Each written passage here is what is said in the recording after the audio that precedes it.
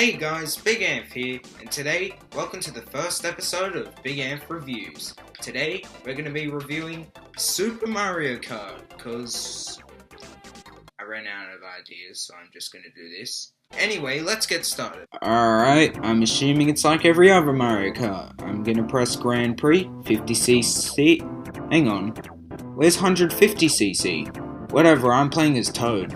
Alright, let's choose our cup. Wait. Where's the special cup?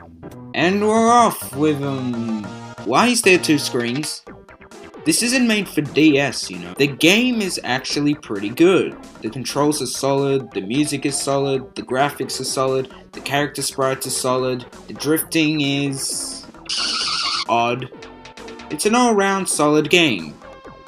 At least for its time, anyway. Gameplay is just standard Mario Kart. You need to play through 4 or 5 select tracks, and make sure you have the most points to win. The twist is, you need to be in the top 4 to get points, and you have to be in the top 4 to progress, otherwise you'll get ranked out. But other than that, this game really doesn't give me much to talk about. All I can really title it, other than being the first game in the series, is that it's the toughest in the series.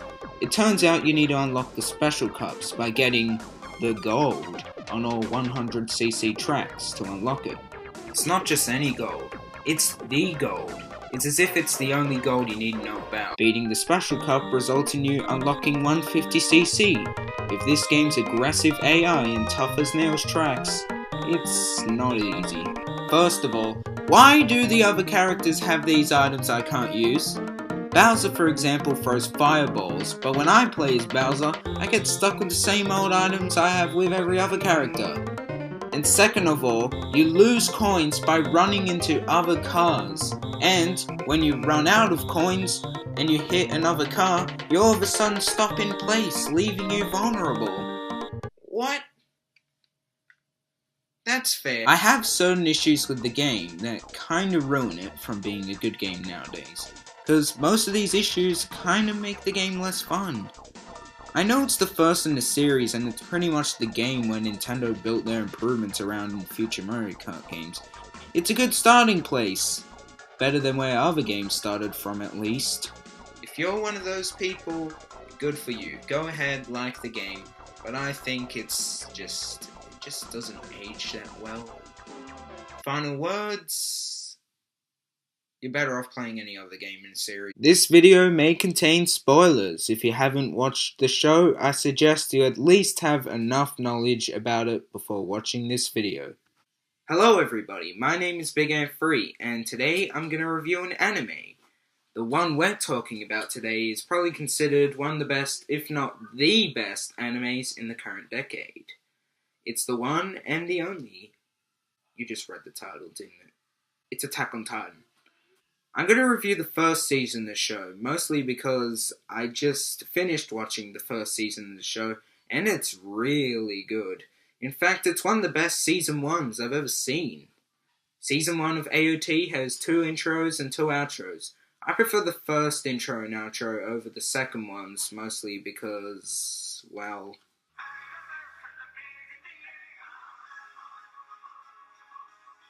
God damn. And I thought Corey in the House had the best anime intro. It's so good, you actually want to sing along with it. But I'm not going to do that because it'll be weird. The first outro is really good as well. The drawings look phenomenal. It's accompanied by a beautiful song that plays during the credits. The second intro is pretty solid. I don't think it's as good as the first one, but I still think it's pretty good. Like, the first one is so impossible to top. It just doesn't compare. The second outro is well done as well. The drawings weren't as pretty as the first one, but I feel like it's gone for a more energetic song. Of course, you need to change the intro and outro, mostly because, well, characters are progressing and it fits more with the plot. Now, the story is really well structured, it's pretty well paced. I actually felt the characters progress. Like, when the characters achieve something, it feels like I achieved it with them. The Titans are really stupid looking, but they do cause an actual threat, and in the first episode, they definitely are proven to be extremely dangerous. Now, the show has a really dark tone to it. Things get pretty tense, especially in the first half. The beginning shows the story of the three main characters, Eren, Armin, and Mikasa. They get attacked by a colossal titan, which causes an outbreak of the titans, leaving the surviving humans to evacuate. I really like this part. It actually shows how much of a threat the titans really are, and that they're very dangerous. The characters end up joining the military to gain revenge from the titans. I really like the first part of the show. It really does allow you to know what the characters are up against and how threatening the titans can be. The characters are really good, especially the three main ones. Eren is the main protagonist in the show. The Titans killed his mother in front of Eren, and that particular scene results in a strong hatred for the Titans. He hates them with such a passion that you almost want to hate it with him. You could say that Eren is a hypocrite because he ends up being a Titan later in the show. Well, a human that can turn into a Titan. And he does that by somehow getting eaten alive by a Titan.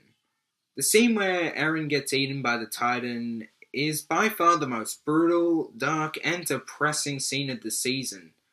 I honestly thought he was dead, but my knowledge of cliches where the main character dies and all of a sudden comes back, yeah, kind of just lost points for me. Don't get me wrong, it was quite a devastating fate to be in, and all he was trying to do was to save Armin, who could have had the same fate that Eren did. From one character to the next, Armin isn't as interesting as the other two characters, mostly because Season 1 doesn't really develop him that much. Armin has this character stereotype where he isn't good at fighting, but he is really intelligent. And don't get me started with that obnoxious scream he made when Eren gets eaten. It sounds so eerie, and I was watching the sub version too. From what I heard about the dub version, it apparently sounds even worse. Other than that, I think Armin's pretty good. I just don't like him as much as the other two because they didn't really develop him that much, and I kind of wanted him to be developed more this season, instead of being known as Eren's best friend. Then we have Mikasa. Now, of the three main characters, this is easily the one with the most interesting backstory, and it involves Eren pretty well. When Mikasa was a child, she lived with her normal parents for most of her life.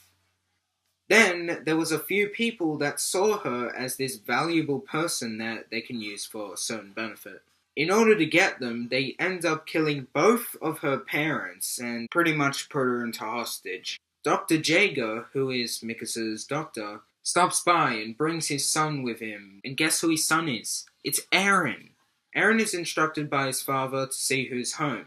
Then Eren comes in, discovering that Mikasa is knocked onto the floor defenseless. Eren ends up killing the two men to save her, but he then ends up getting trapped by a third guy who was in the other room. Eren does best to encourage Mikasa to kill him. Eren chanted, "Fight, fight, fight," in Japanese because, well, he doesn't speak English, you know. But then she keeps refusing to do it, and it goes back and forth. Should I kill him or should I leave him? Then something ended up clicking into her, which led to her killing the guy and saving Eren's life. Then Mikasa was being offered to join the Jaeger family, which meant that Eren is now her brother. Mikasa is a character who is very different from her past. She seems to be more aggressive and more skilled when it comes to killing titans. Heck, she's the one who saves most of the characters who are under pressure in the show. Like Armin, she has a pretty stereotypical personality, but the brutal backstory is why this is probably my favorite character so far. The side characters don't really give you that much to talk about, but for what they are, they sort of get the job done. This includes Reina, Connie, Sasha, Marco. It's quite a lot. Gene sort of stuck with me, but he wasn't really too interesting. Annie worked okay for being a twist villain in Season 1. Annie was a bit more on the predictable side, especially when it comes to being the twist villain of the show. And the reason I found out it was Annie so early was because she was the only one who didn't join the Scouts, and that pretty much gave it away for me. I was satisfied by the way AOT Season 1 wrapped up. It pretty much gets the job done, but I didn't really find it to be too special. It's only Season 1. You can't really expect much out of it because there's more to come. But since everything else about the show was so good, it just, I don't know, I felt a bit disappointed. And the very last part of the show where it shows the Colossal Titan peering through the wall, yeah, it was very generic.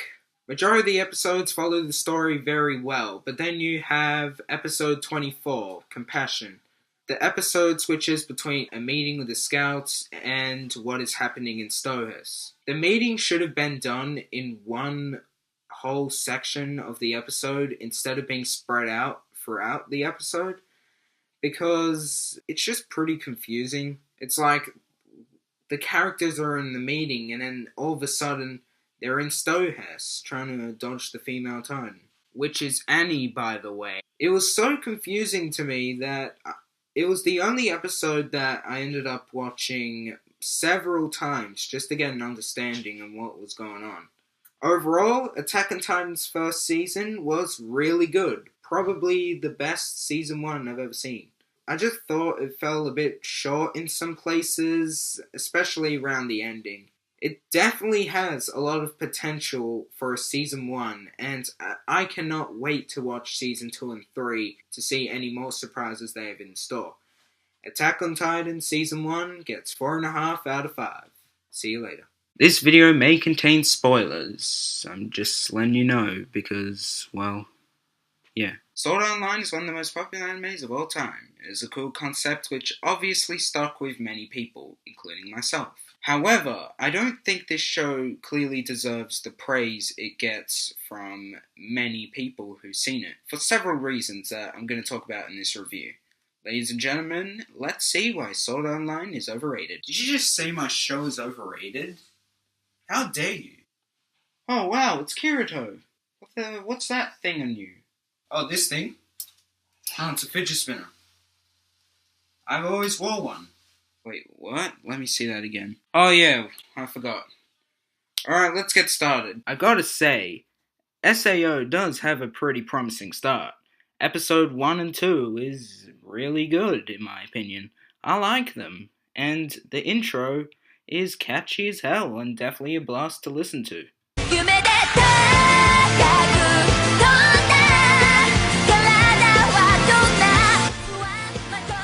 Like I said before, the concept is interesting. An online video game where you transport body and soul into the game world and meet many people is actually really awesome. Kirito is a cool guy, but he's nothing too special. He's a stereotypical protagonist who you see in someone's profile picture. He does get to experience many interesting things along his adventure, such as killing monsters, making friends, teamwork, and the wonders of the opposite gender. I'm not lying, that last part is true. Azuno, on the other hand, had my hopes up the most. Her first appearance makes you assume she's a shy and insecure person, but when the time comes, damn, she turns into a strong and brave character. Remember how I said that episode 1 and 2 are great?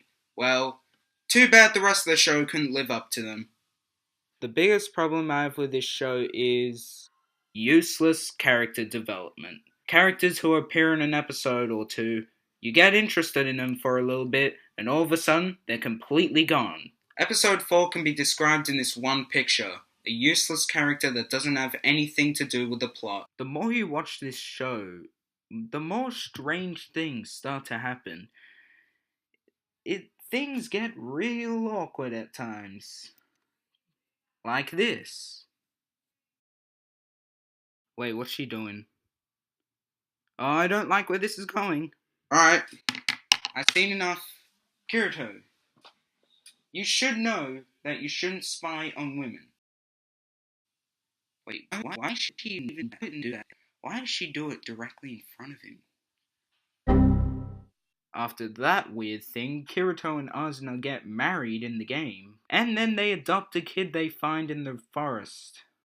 But seriously, who does that? Anyone named Kirito? That's the right thing to do. When you see a kid out in the forest, you adopt them. But still, you don't do that. That's wrong. You should do something, you should call the police or something if you see that happen. It's just a video game. Back to the video. I actually like this character. She actually is pretty interesting. She seems to be like a code that's in the game, and all she wants to do is to be... And then she dies. This could have been a good character, but then all of a sudden they wasted it by just killing her. It turns out Kirito discovered the final boss too soon, and they end up fighting early. Hang on, I'm pretty sure he was fighting him before. Kirito literally does the same thing to fight, but then he gets in trouble. Asuna sacrifices herself, and Kirito dies as well. Oh boy, he's back! And it's a draw! Kirito and Asuna then reunite, then the game developer comes in and talks about some stuff, and then Kirito and Asuna talk about some stuff as well. This part is emotional. It shows how much the characters really know each other, and it's sad to see them both go. After 2 long years of being stuck in the video game, Kirito wakes up and goes for the search of Asuna. That could have been such a good way to kill off the show, but they decided to add more episodes, so even though it could have ended so well at this one point. The second half of the show is the most generic thing I've ever seen. Don't believe me? I'm gonna go and talk about the entire plot for the second half of the show in 10 seconds or less. Go gets captured by Evil Man, and it's up to Hero to save the day. He also gets help from his sister and Navy the Fairy. See guys, that was the easiest thing I've ever done. This show does nothing but waste potential. It looks promising and has a fair share of quality, but it lies to you, just giving you an underwhelming experience when it could actually be more interesting and enjoyable if they kept going in a more serious direction. This is one of those shows where it has to take itself seriously in order to do good, and it just doesn't do that. You go from characters who have such great confidence to damsels in distress, and that just ruins the characters in this show. If you ever want to talk to her, I always have a phone number right here. Here, take it. Oh, thanks, man. I actually can get to talk to her. So what is it? 1800 Asuna. Okay. Hey, Asuna, how's it going? Psych! That's the wrong number! This show gets 2 out of 5. It's unoriginal and generic. Enough said. I was outside, and much to my surprise, there was a video game coming from the sky. It landed right next to me, so I picked it up. It turns out it was just some random obscure video game that no one gave a crap about. Yes, this is good material, I said in my excited voice. I then played the game and tried to come up with as many faults as possible to make this game look bad, which led to a bit of salt. The controls are crap, the graphics are crap, the music is crap, everything about the game is crap. And my final words were, this game sucks, and you know what I do with bad games? And just like that, the video game was destroyed. The DS covers are some of the most inconsistent covers I've ever seen in gaming. But we're not talking about DS this episode. Today, we're talking about 3DS. Now, I love me these boxes because look how neat these are. Yes, indeed, the 3DS boxes are really neat. They all have the same structure, and they are pretty cool to put on your shelf. Oh yeah, one thing I didn't notice till now, it turns out that the logo for the game that's on the boxes appear on the 3DS menu. The top rims are all consistent, they're all white, with a few exceptions. Pokemon Omega Ruby and Alpha Sapphire. The reason I could think of is they wanted to make these remakes special, so that's why they had the blue and red covers. Super Mario Maker for the 3DS. The reason Super Mario Maker is gold is because, well, the Wii U version is gold, and it's one of the best games in the Wii U, even though I don't even have a Wii U. And then there's New Super Mario Bros. 2, because, well, you know, coins. And they're trying to hide the fact that it's one of the most boring Mario games I've ever played. And speaking of New Super Mario Bros. 2, this, along with Super Mario 3D Land, have changeable covers. Don't believe me? Well, BAM! Okay, I like the original covers more. I also completely understand the inconsistent font.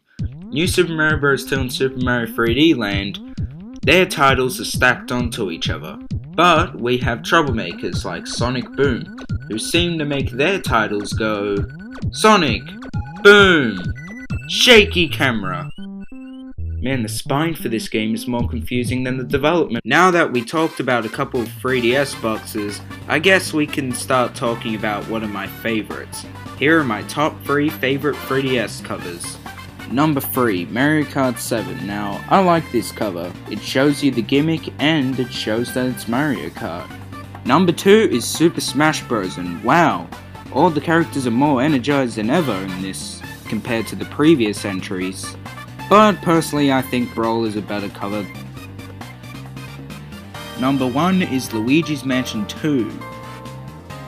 Wait, why did I put this at number 1 again? Oh my god, that's Luigi's holding the 3DS logo. Oh my god, 20 out of 10, best cover ever.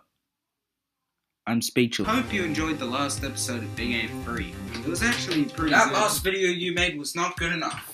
That was not good enough. What do you mean? That video is 2 minutes and 40 seconds long. That's not good enough. I have more things to say about the 3DS cover than you do. You're fired. Alright then. I may be fired, but I'll always be in here, okay? Just in case you need me.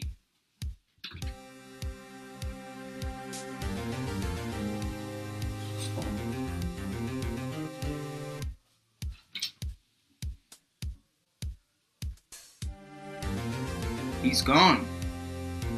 Alright. Let's talk about what my Wait a minute. Let's talk about what my cousin's cousin from New Zealand said last time about 3DS covers. Or boxes. How he calls them. From what I can recall, he seems to talk about the spines, the rims, a few of the colored covers, changeable covers, and his top 3 favorites.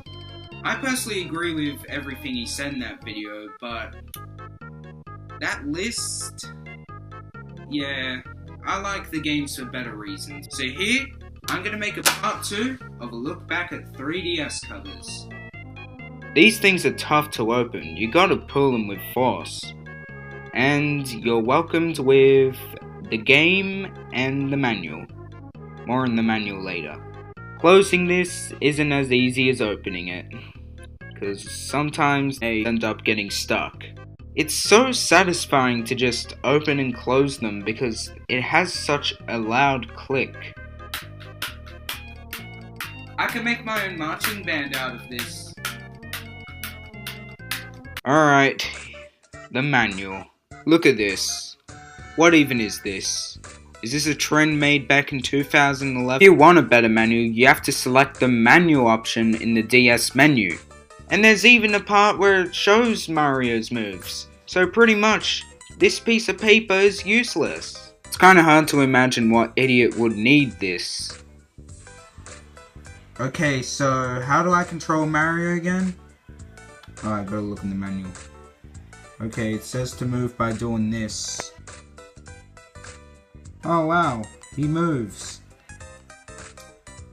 Wait, how do you jump? Okay. 3DS covers are great covers, aren't they? Much better than their predecessor. And who might the predecessor be, you ask? Well, starts with the letter D and ends with S covers.